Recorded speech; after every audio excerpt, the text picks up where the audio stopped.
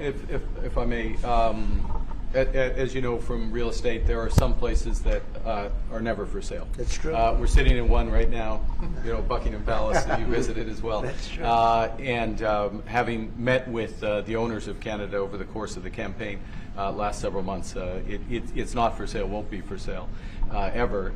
But the opportunity is in the partnership and what we can build together. And we have done that in the past. And part of that, as the President just said, is with respect to our own security. And my government is committed for a step change in our investment in Canadian security and our partnership. And I'll say this as well, that the President has revitalized international security, revitalized NATO, and us playing our full weight in NATO, and that will be part of it. Mark Carney visited the White House this morning, and the topic of Canada as the 51st state came up, as you knew it would. And Donald Trump insisted that his background as a real estate developer enables him with a vision that says if we just removed that imaginary line, the one that separates our two sovereign nations, then it would be such a big, beautiful picture on a map, I guess. And Carney said, well, in real estate, there are just some things that are not for sale. And Donald Trump actually conceded that point before Carney said, yeah, Canada is one of those places. I met with the owners of Canada, aka my citizens, and they said resoundingly, no, we are not for sale. And then Trump continued to try to push the issue. But what I really love about this interchange is the same thing that I loved about how Zelensky handled his visit to the White House. These strong men, these leaders from other nations come into the White House and essentially take away his home court advantage. They refuse to defer. They refuse to appease him in any meaningful way. They show up, they defend their nations because it's what's required at this moment in history, and they put the President of the United States in his rightful place, which is second fiddle to the more capable, eloquent, and educated leaders of the world. One of the reporters in the room asked about Trump's claims to make Canada the 51st state. And the Prime Minister of Canada, Mark Carney, basically said, fuck no, you orange demon. Canada's not for sale, ever. I do feel it's much better for Canada, but we're not going to be discussing that unless somebody wants to discuss it. I think that there are tremendous benefits to the Canadian citizens, tremendously lower taxes, free military, which honestly we give you essentially anyway because we're protecting Canada if you ever had a problem. But I think it would really be a wonderful marriage because it's two places that get along very well. They like each other a lot. Well, if I may, as you know from real estate, there are some places that are never for sale. That's true. We're sitting in one right now, Buckingham Palace that you visited as well. That's true. And having met with the owners of Canada over the course of the campaign last several months, it's not for sale, won't be for sale ever. But the opportunity is in the partnership. Danielle Smith wants to sell Alberta off to the United States so that it can become the 51st state of the United States. Per Poilievre, he wanted to sell off Canada's public health system and privatise it to the Americans. Doug Ford, he thinks that the judges in Canada, they should be elected like they are in the United States. And we know when that happens, basically you buy your judge in the United States. When Mark Carney said Canada's not for sale, he meant Canada's not for sale. That wasn't just a comeback, it was calculated, for real. Carney knew exactly how to hit back in a way that Trump would understand because Carney's a former banker. He knows how the business world works that Trump used to be in, and he knows how to handle someone who sees everything like it's a deal. That's what makes this moment so interesting. Carney's not a typical politician. He's used to high stakes negotiations with powerful people, so when he responds like that, it's strategic. He's not just defending Canada, he's asserting power. The great thing about this is it's a nice shift, right? It's because Canada is not playing polite anymore. It's playing smart. And Carney's making sure that everybody knows it. What a day in news today. I think every Canadian, I don't care how you voted this last election, you have to be proud today of your prime minister because the Oval Office has been a horror house for so many world leaders over the past few months. And Prime Minister Mark Carney, what a masterstroke. Silence is golden when he just needed to be quiet. And then when he did speak up, the way he spoke up, the things that he said, just Chef's kiss. Canada, you made an excellent choice in voting this man in as your prime minister. He defends you guys. He defends the country. And he do it with grace. And he do it with eloquence.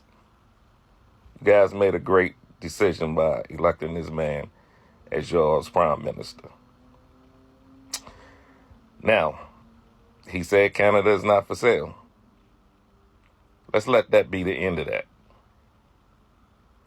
Let's stop with the trolling. And let's get this trade partnership back in order. It's not for sale. So after getting brutally taken down right there by the Prime Minister, once again, it had to go down about Canada being the 51st state. If I may, respectfully, Canadians' view on this is not going to change on the 51st state. Secondly, we are the largest client of the United States in the totality of all the goods. So we are the largest client of the United States. We have a tremendous auto sector between the two of us, and the changes that made have been helpful. 50% of a car that comes from Canada is American. That's not like anywhere else in the world. And to your question about is there one thing? No, this is a bigger discussion. There are much bigger forces involved. And this will take some time and some discussions, and that's why we're here, to have those discussions, and that is represented by who's sitting around the table. See, the conflict is, and this is very friendly. We're not. This is not going to be like we had another little blow up with somebody else. That was a much different.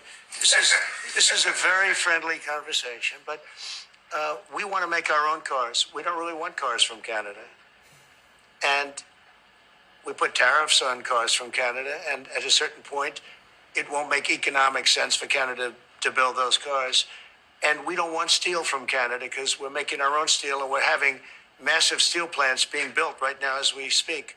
We really don't want Canadian steel, and we don't want Canadian aluminum and various other things because we want to be able to do it ourselves. And we, because of, past thinking of people, we have a tremendous deficit with Canada. In other words, they have a surplus with us. And there's no reason for us to be subsidizing Canada. Canada's a place that will have to be able to take care of itself economically. I assume they can. I will tell you that Trudeau, when I spoke to him, I used to call him Governor Trudeau. I think that probably didn't help his election. But when I spoke to him, I said, so why are we taking your cars? Why are we taking we want to make them ourselves. I mean, I said, and if the price of your cars went up, or if we put a tariff on your cars of 25%, what would that mean to you? He said, that would mean the end of Canada. He actually said that to me. And I said, that's a strange answer, but I understand his answer. But no, I mean, it's hard to justify subsidizing Canada to the tune of maybe $200 billion a year. We protect Canada militarily, and we always will. We're going to, that's not a money thing. But we always will. But, it's not fair. But why are we subsidizing Canada $200 billion a year, or whatever the number might be? It's a very substantial number. Or whatever the number might be. Again, he's just rambling about a bunch of nonsense as he's getting brutally taken down by the Prime Minister of Canada. And unfortunately, it gets worse because he goes off on this unhinged rant. And yes, it's about President Biden and yours truly, Barack Obama, believe it or not. The CHIPS Act was a ridiculous thing because that doesn't get them to build. All we did is hand very wealthy companies money. The CHIPS Act that was done by Biden, billions, we give them billions of dollars. They don't even have to do anything with it. And then if you weren't, if you didn't have, and I don't want to be a wise guy, but if you didn't go with the DEI, if you didn't go with all of the different things, woke, if you weren't woke, you couldn't even use the money. You had to have a certain percentage of this and that and that and that. It's impossible. Impossible to have. The companies actually complained to me. They said they gave me all this money, but nobody can get these people to do anything. I mean, look, President Obama, and if he wanted help, I'd give him help because I'm a really good builder and I build on time, on budget. He's building his library in Chicago. It's a disaster. And he said something to the effect, I only want DEI, I only want woke. He wants woke people to build it. Well, he got woke people, and they have massive cost overruns. A job is stopped. I don't know. It's a disaster. And I don't like that happening because I think it's bad for the presidency that a thing like that should happen. He's got a library that's a disaster. And he wanted to be very politically correct, and he didn't use good, hard, tough, mean construction workers that I love, Marco. I love those construction workers. But he didn't want construction workers. He wanted people that never did it before. And he's got a disaster in his hands. Like millions of dollars, many millions of dollars over budget. And I would love to help him with it. Or somebody else. I could recommend professionals. But it was not built in a professional manner. Nor was in California a little train going from San Francisco to Los Angeles that's being run by Gavin Newsom, the governor of California. Did you ever hear of Gavin Newsom? He has got, that train is the worst cost overrun I've ever seen. It's like totally out of control. So then they said, all right, we won't go into San Francisco. We'll stop 25 miles short. And we won't go into Los Angeles. We'll stop 25 miles short. It's hundreds of billions of dollars for this stupid project that should have never been built.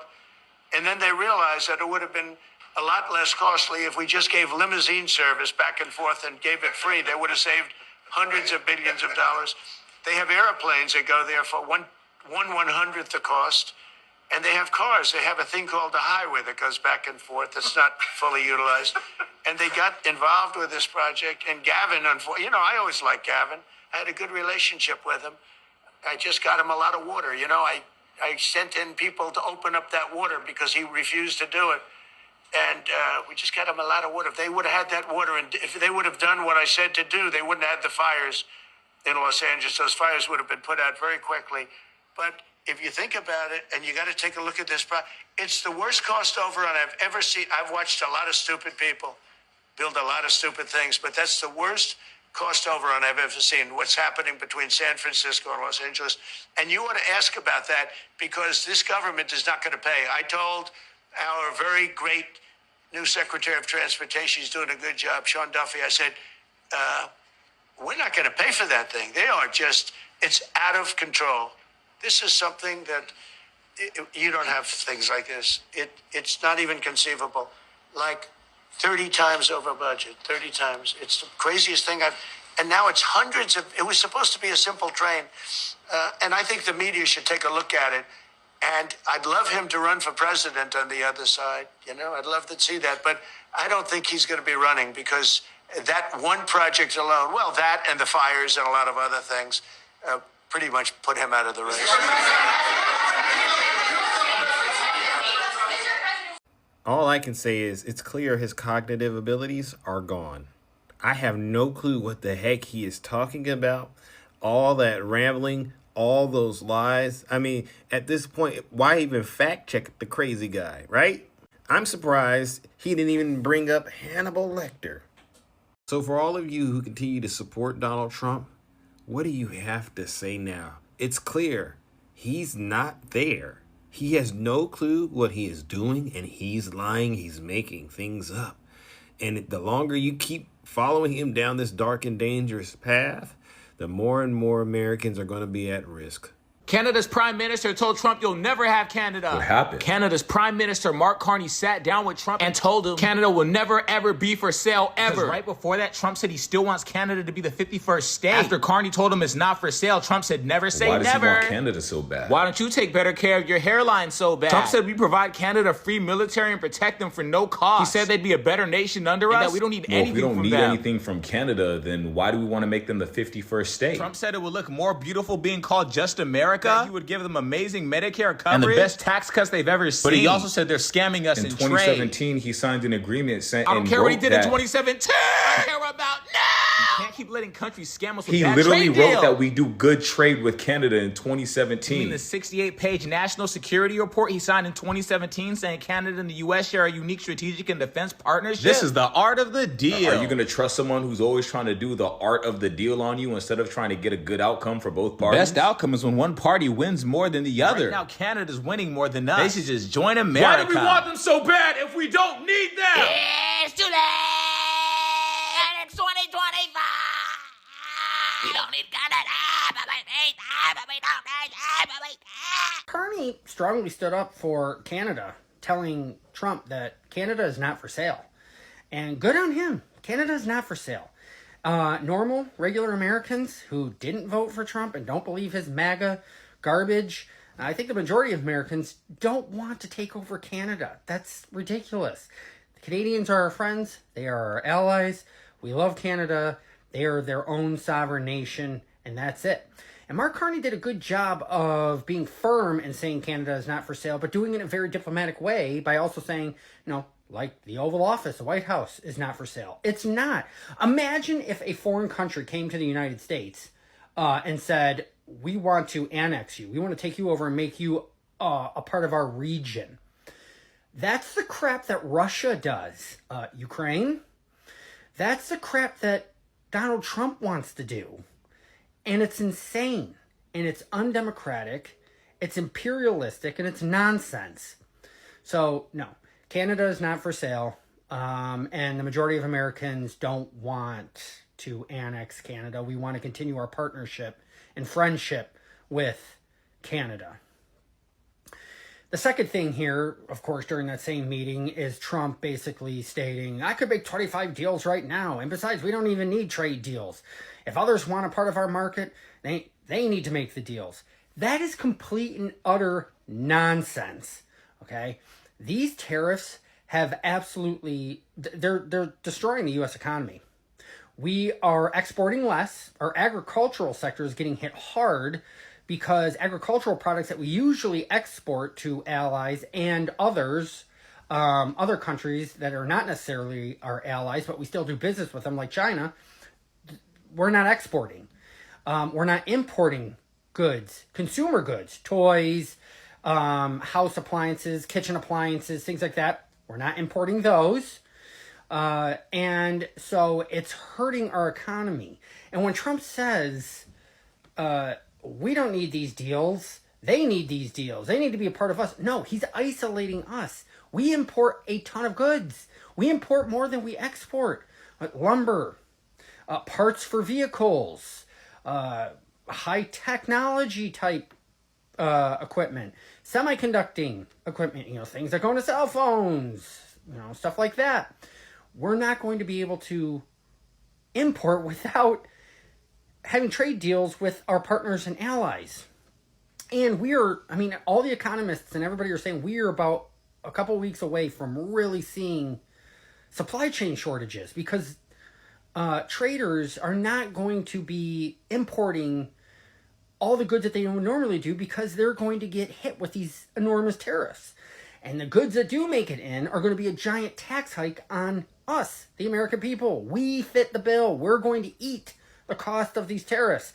The big companies aren't going to. They're going to make their prices higher to offset the tariffs. So this is the largest tax hike probably in American history by Donald Trump. That's what a tariff is. Foreign governments don't pay the tariffs. We do. So Trump is nonsense. And just to go back to the 25 trade deals, he doesn't have any deals in the works. It's ridiculous. He's making this up because he knows that some of his MAGA base will believe anything he says. The Republicans in Congress are spineless and won't push back and be like, Trump, your trade policy is ridiculous. It's not even a policy. It's not even a strategy. It's insanity. It's one-off attacks against different countries.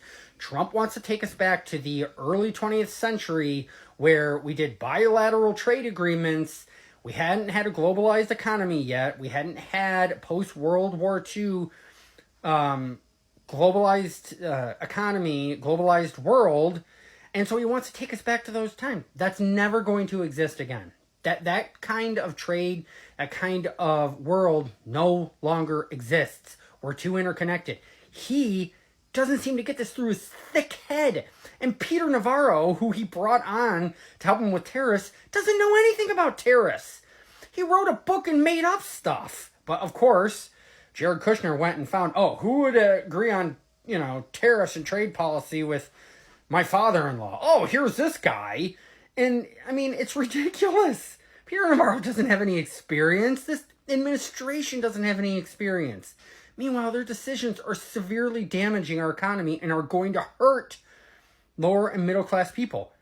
The majority of which MAGA are. Sorry, MAGA, you're part of the lower middle class. You voted for this. FAFO. I wondered what was going through your mind when the president talked about erasing the artificial border and how he criticized your predecessor and Madam Freeland.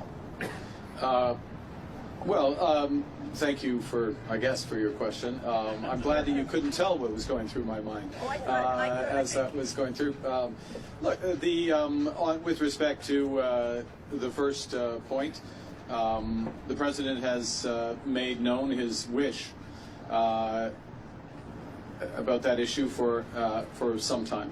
I've been careful always to distinguish between wish and reality.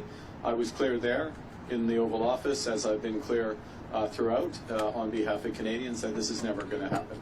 Canada is not for sale and never will be for sale. Some things, as I said in the room, some things are never for sale. He agreed with that. I distinguish between the two, and then with respect to the importance of reestablishing a constructive relationship for. Did you hear that sound? It was the sound of 40 million Canadians letting out a collective sigh of relief.